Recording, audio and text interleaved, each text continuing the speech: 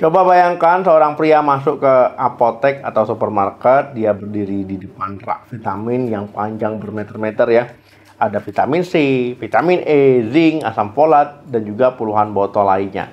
Dia tahu dia ingin lebih sehat, apalagi sedang program hamil bersama istrinya. Tapi kemudian dia bingung ya, sebenarnya mana sih yang benar-benar ngefek buat sperma ataupun buat kesuburan si pria. Nah, apa semua ini penting atau cuma trik marketing? Assalamualaikum warahmatullahi wabarakatuh. Ya, halo teman sehat, jumpa lagi dengan saya Dr. Sadam Ismail. Setelah di video-video sebelumnya kita banyak membahas kebiasaan yang harus dihindari ya, hari ini kita akan fokus pada hal-hal baik yang perlu kita kejar. Kita akan bicara soal nutrisi ya, karena ya untuk memproduksi pasukan sperma yang berkualitas ya, sebuah pabrik tentu butuh bahan baku yang terbaik. Nah, saya sudah merangkum ya 5 vitamin dan mineral yang paling krusial yang sudah terbukti secara ilmiah memiliki peran vital dalam meningkatkan kualitas sperma. Ya, kita tidak akan hanya sebutkan namanya, tapi kita akan pahami peran masing-masing dan di mana kita bisa menemukannya. Yang pertama itu zinc. Nah, zinc ini sebagai jenderal utama produksi sperma ya. Nah, jika kita ibaratkan testis sebagai pabrik sperma, maka zinc atau seng ini adalah kepala pabrik ataupun jenderalnya. Nah, perannya sangat fundamental. Zinc terlibat langsung dalam proses pembentukan sperma ya, spermatogenesis yang menjaga jumlah sperma tetap tinggi dan juga merupakan komponen penting dalam struktur kepala dan ekor sperma. Kalau kekurangan zinc ya sangat erat kaitannya dengan penurunan kadar testosteron dan kualitas sperma yang buruk.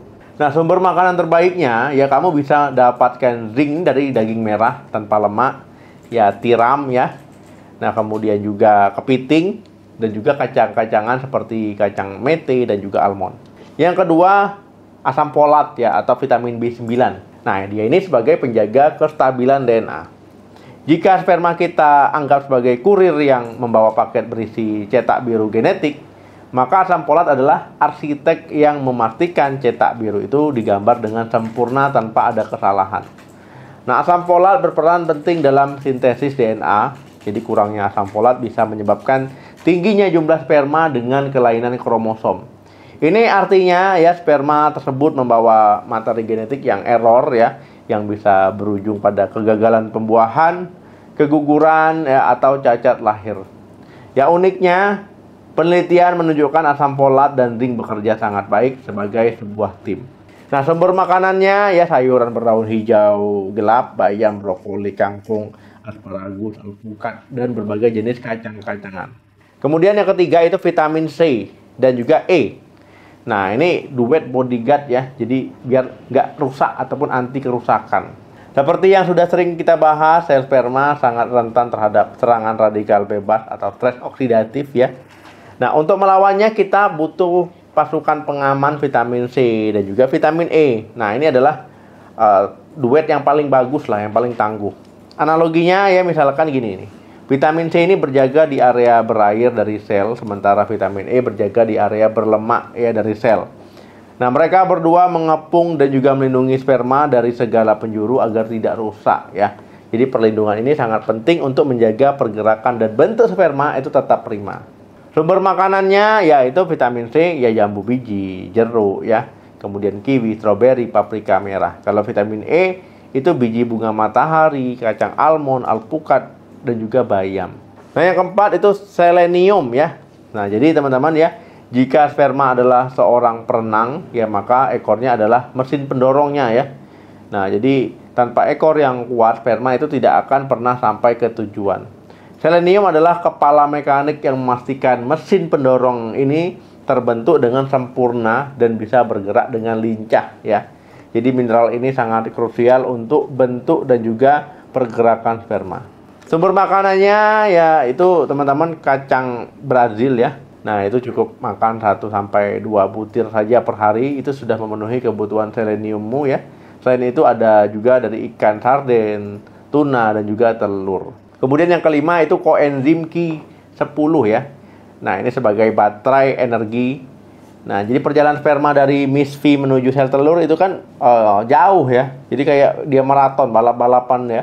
Nah, jadi sangat jauh, jadi butuh energi yang banyak, yang cukup ya. Nah, setiap sel sperma itu punya pembangkit listrik ya. Jadi itu butuh namanya baterainya, koenzim Q10 ya sebagai baterai ataupun power banknya lah yang mengisi daya pembangkit listriknya.